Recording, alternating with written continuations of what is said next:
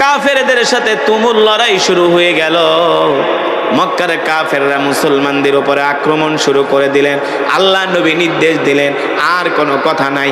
রাসূলের সাহাবীরাও তরবারি দিয়ে আঘাত শুরু করে দিলেন। আল্লাহু আকবার। এমন আঘাত বৃষ্টির মতো মুসলমানরা তীর ছুড়তেছে কাফেরদের দিকে। মাত্র আধা ঘন্টার মধ্যে যুদ্ধের মোড় পাল্টে গেল। আধা ঘন্টাও মক্কার কাফেররা ময়দানে টিকতে পারল না। আধা ঘন্টার মধ্যে তারা ময়দান ছেড়ে পালিয়ে গেল। আধা ঘন্টার মধ্যে মক্কার কাফেররা ময়দান ছেড়ে পালিয়ে গেল। সাহাবী আবু তালহা রাদিয়াল্লাহু তাআলা আনহু বাজ পাখির মতো দুর্বার গতিতে কাফের দিকে ছুটে চলতেছেন আর কাফেরদের দিকে তীর ছুটতেছেন। এক একটা তীর নিক্ষেপ করে আবু তালহার তীরের নিশানা এক একটা মক্কার কাফেরদের মাথার ভিতরে যায় লাগে। আল্লাহু আকবার। যেখানেই তীর লাগে সেখান থেকে আর মক্কার কাফেররা দাঁড়াতে পারে